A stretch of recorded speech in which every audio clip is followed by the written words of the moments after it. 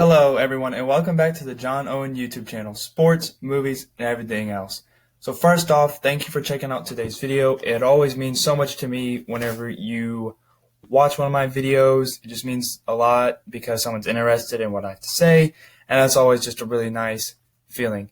Second of all, as you can see, I kind of retweet the intro video. I think it's a little better. If you have the same opinion, comment, or if you don't like it, comment down below too. Fine by me.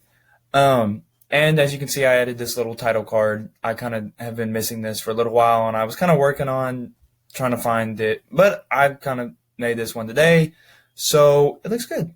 Awesome. Good job, John. And lastly, as we all know, we're all locked down in quarantine. We're all supposed to be social distancing because the COVID-19 coronavirus pandemic, whatever you want to call it. I just hope everyone's staying safe. If you know someone that's affected by the coronavirus in any way, my prayers go out to them and the people that are working and they try to get this all done or whatever. I just hope that this all blows over pretty soon because being stuck is no fun, and I want my life to go back to normal, and I want to be able to finish my senior year semi-normal. But with all that being said, let's get into the video topic. Speaking of social distancing, that has given me a lot more time to watch movies, and obviously Star Wars is one of my favorite franchises, so I decided that I was going to binge watch episodes 1 through 9, and so I did because I could and I had time or whatever. So this is going to be the Star Wars, the Skywalker Saga ranked. Now, before we get too deep into the video, disclaimer, I enjoy all of these movies, okay? I know that's not a popular opinion, but I genuinely enjoy all 9 of these movies. Obviously, the varying degrees. That's why there's separation between 9 to 8, 8 to 7, and all the way up to first. Obviously, but I still enjoy all these movies. If you don't, that's okay. We can all have our own opinion, and it'd be perfectly fine. So today's video, let's be clear, is ranking my favorites. Not which ones I think are the best, because the list would be different if we were doing off the best. But based off of my personal favorite movies in this saga. Alright? Cool? Clear? Let's get into it. So, at number 9, we have Episode 8, Star Wars The Last Jedi. Now, I have really mixed and complex feelings about this movie because what I really like about it, I really, really like. All the Rey, Kylo Ren stuff, obviously the throne room scene is totally amazing. By far and away the best scene in this movie. The evolution of their Force connection, Force dyad, even though they don't know what that is yet. That's also good and well done and carries over from the first movie quite well. And Luke and Kylo's fight on Crate is really good, and I really like how Luke just kind of peeks on his Jedi powers and is just so slick and smooth about it. And obviously he's a Force ghost, so that was a really good flex too. And speaking of Luke, him and the Yoda scene was really nice. Yoda's always a win. Force Ghost is always a win, so Yoda Force Ghost is a double win. And I don't mind the way he was handled in this movie.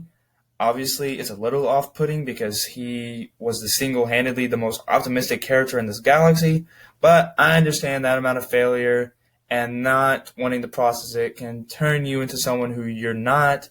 So I can understand that. It's not the way I would have done it, but obviously I don't make these movies. It's much easier to critique a finished product than come up with something on your own. So I always give filmmakers so much credit for coming up with these ideas and stuff. My biggest problem with this movie is that what I really loved about Force Awakens, which I'll get to later, is the connection between Finn and Rey, and then Finn and Poe, and all their character dynamics were so good. And then in this movie, they're not together. They're barely together at all during this movie.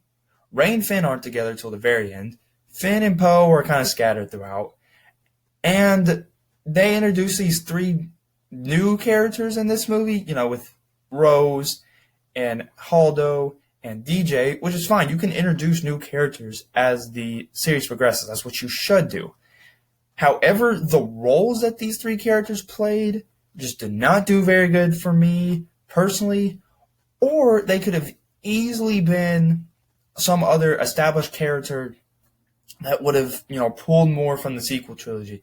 I despise Rose and Finn's side quest to Canto Bight. That does not need to be in the movie. The whole resistance plot part of this movie, I just don't find interesting at all. I really like all the Rey, Kylo Ren, Luke stuff. That's all really good, but all the resistance, out in space stuff, no go for me. And so all that just drags this one to the bottom. At number 8, we have Episode 2, Attack of the Clones. Now, I used to think this movie was really, really messy. And it still is. There's a lot going on. Star Wars movies traditionally have 2 main plot threads that are going on. This movie is jam-packed. It's got 4 big plot threads in your head. Anakin and Padme's love story, and Kenobi's investigation into the clone army, and you have the whole Separatist thing, and then it all kind of comes together at the end of Geonosis. And it is kind of messy, but, I still really do like it. There's some really awesome stuff in this movie. Anakin and Obi-Wan's relationship is more developed. Yoda and Dooku's fight is awesome. It was really cool seeing Yoda do backflips and stuff. All of the Camino stuff, loved it. I absolutely love anything Camino related. That's my favorite map on Battlefront 2. If you play Battlefront 2, you know what I'm talking about. Jango Fett was really cool. Definitely like him more than Boba Fett. Mace Windu actually got some combat. We got to see, the famed prowess of Mace Windu in this movie. And I think the biggest thing that people don't like about this movie is Anakin and Padme's love scenes in this movie. And don't get me wrong, they are abysmal. They are garbage. They're probably the worst written scenes in the entire franchise. Period. But on this watch around, I don't know why, but I found it more bearable than I usually do. So that's what elevated this movie out of last place. It's just because I kind of found those terrible love scenes just a little more bearable. At 7, we have Episode 1, The Phantom Menace. Now, what I don't like about this movie is all the politics and the trade talks, and Jar Jar is so annoying in this movie. There's way too much childish humor. The plot structure is not super great. But what I really like about this movie, kind of like The Last Jedi. Obviously, Darth Maul and Obi-Wan's fight with Qui-Gon is awesome. I really like younger Anakin, even though I really thought it was kind of a weird place to start this story, but I still liked him. He was enjoyable. The pod racing sequence is very unique. There's nothing else like it in the Star Wars universe. Liam Neeson is Qui-Gon Jinn. Outstanding. Liam Neeson really kind of changed the dynamic of this movie because they only build wrong story.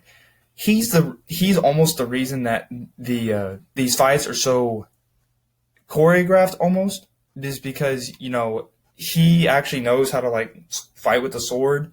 So he wanted to implement some of those. So then the fights got more creative, and that's what really makes the prequel fights the best, is because they're so over the top and creative. And that's really all thanks to Liam Neeson. And speaking of the Darth Maul Obi-Wan Qui-Gon fight, I recently came across this video clip the other day where Ewan McGregor, who plays Obi-Wan Kenobi, talks about the filming of this fight. And long story short, he said that they got the choreographing so down and so good that when they filmed it and then when they went to edit it, they had to slow it down.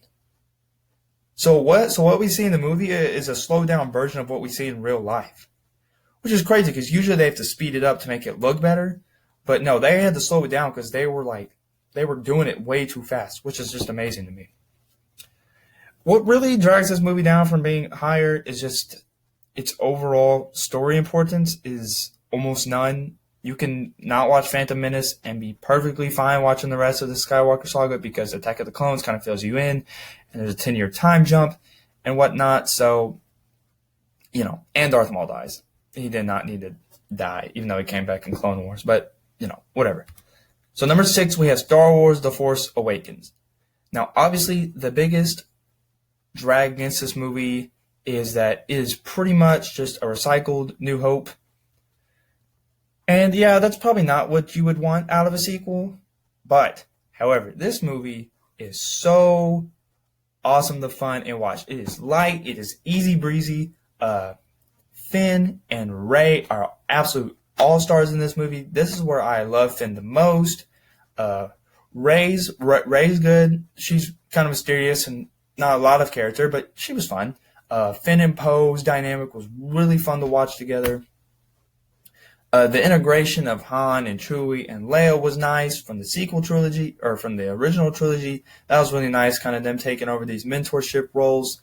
Obviously, we got introduced to Kylo Ren, who is my man. I freaking love Kylo Ren. He is menacing, intimidating. Uh, this movie is honestly just kind of like a little baby. It's like, to me, if you watch it, it's the most like innocent. I don't know. It's kind of weird. It's kind of innocent almost. And the Han Solo death scene with Kylo Ren is always a tearjerker. And so I love The Force Awakens. So this top five is where things get really dicey. So any one of these five movies could really make a case for my favorite. So at five, we have Star Wars: The Rise of Skywalker. Now, when this movie first came out, I was like, yeah.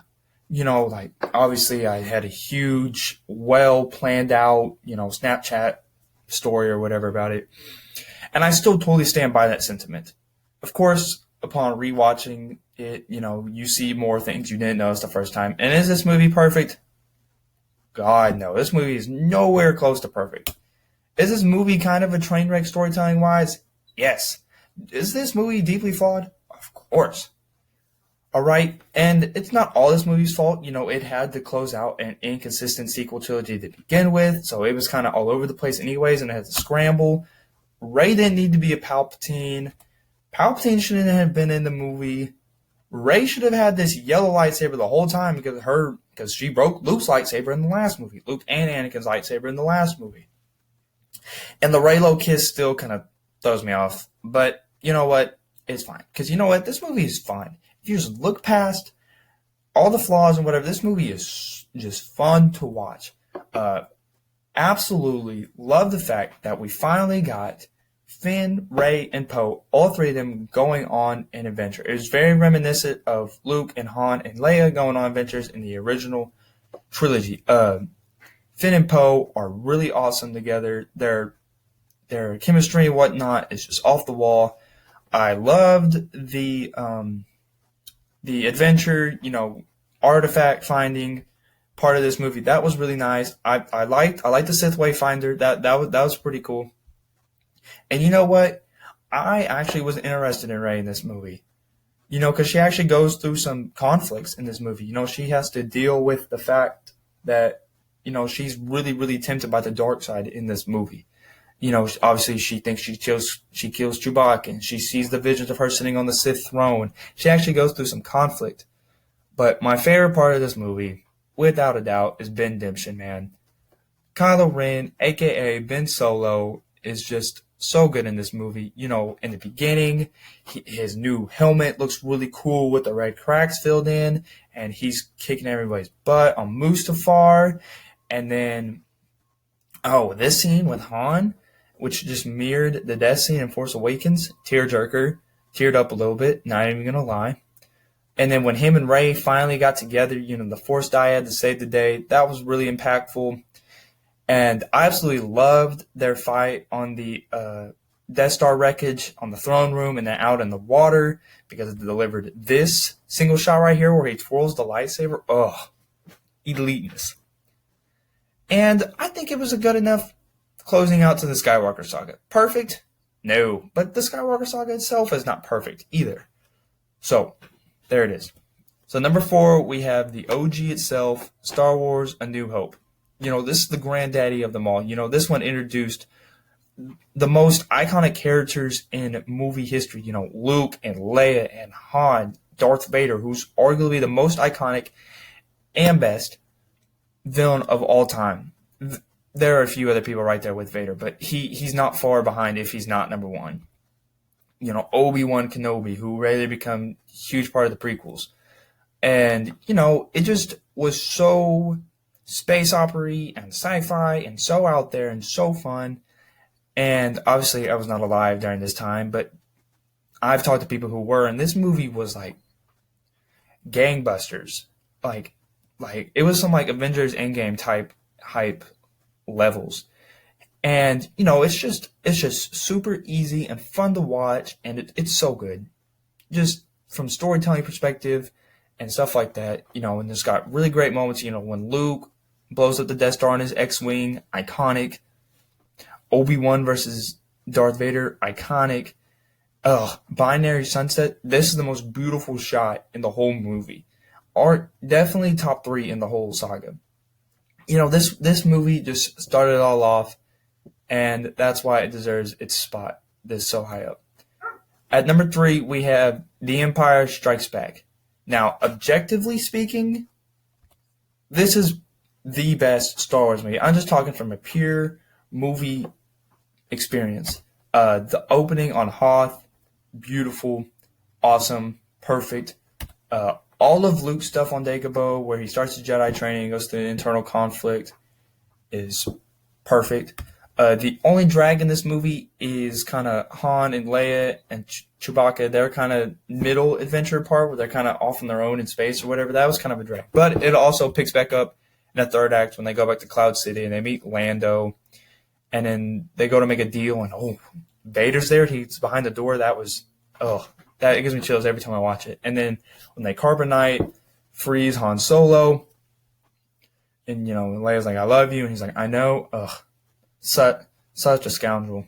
And then Darth Vader and Luke's battle on Bespin, one of the best fights in history. Biggest plot twist in movie history for sure when Vader reveals that he is Luke's father, his just reaction and everything like that. And Empire Strikes Back is the best Star Wars movie, but it's not my favorite. It's obviously very close. It is number 3. But definitely the best Star Wars movie. At number 2, we have Return of the Jedi. Now, for me personally, I'm a sucker for endings to either sagas like Endgame or trilogies like Spider-Man 3 or Civil War. And Return of the Jedi is no different. Yeah, the Tatooine stuff kind of feels distant from the rest of the film, but it is so fun. Han's first rescue by Leia is really fun to watch because, she's got the mine or whatever, and Han's like, reacting to getting out of the carbonite. And the best part about this movie is just seeing a mature, Jedi Master Luke just, kind of slice and dice through the problems of this movie, and they get out of the Sarlacc pit and stuff like that. The introduction of the Emperor, to have Darth Vader be so powerful and be so intimidating, and just to have someone who he instantly respects and almost succumbs to, it's kind of a creepy, eerie feeling for sure. But by far, the best part of this movie, even more than Luke just being a Jedi Master, is the relationship between Darth Vader and Luke and how well it was executed and stuff like that. Their fight in the throne room is awesome. Luke's green lightsaber looks really good against the red and the darkness and whatever. And Luke's undying optimism of Vader is what ultimately saves him, because then whenever Luke's like, "No, I'm not going to kill my father," then Palpatine's, "All right, you got to go." And then Vader's redemption. Return of the Jedi is the absolute perfect ending to episodes 1 through 6, through the prequels to the original trilogy, the absolute perfect ending. At number 1, we have Revenge of the Sith. Right from the beginning, this movie starts fast and it never lets up. It's, from the opening on Coruscant, where they're space battling and they got to go save the Chancellor, and Anakin kills Dooku, and it's the first time in this movie specifically where it's like, here comes Vader. And then, they got to escape, and whenever Obi-Wan, when he wakes up and he's holding on to Anakin, that's really funny, and they kind of have a scuffle with Grievous, and they head out. Padme and Anakin's romance is really enjoyable in this movie. Their chemistry is definitely the best in this movie. The opera scene, do you know the tragedy of Darth Plagueis the Wise? Iconic. Anakin's fall in this movie is really well done, just from his distrust of the Jedi, after they don't grant him the rank of master, and they want him to spy on the Chancellor. And even after he tells the Council that the Palpatine is indeed a Sith Lord, and they still don't trust him and stuff like that. And just his ultimate.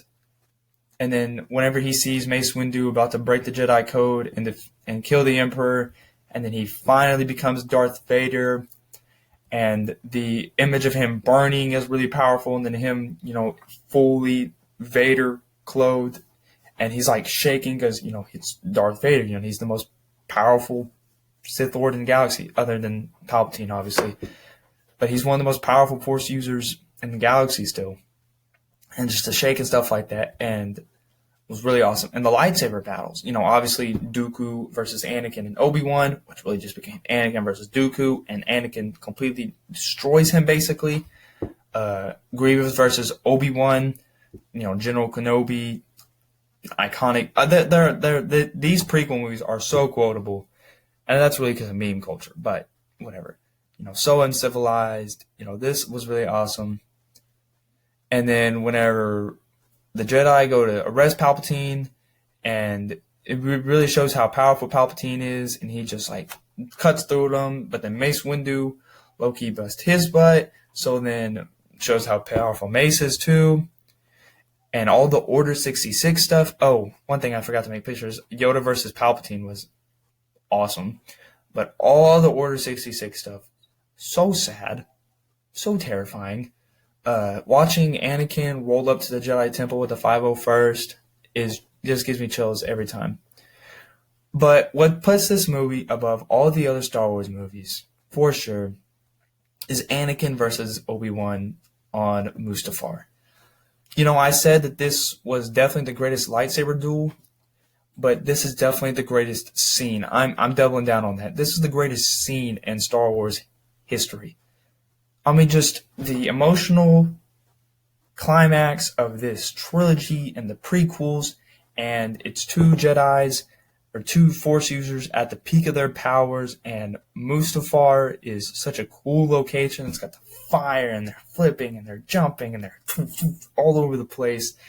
And this is my favorite shot of every time this gets on my television screen. I just can't help but start smiling because it is just so awesome to watch. So that is my personal rankings of the Skywalker saga. Make sure to leave your thoughts in the comments below, and make sure you follow me on Instagram and Twitter. Links right there. Be safe from the COVID. Have a great day.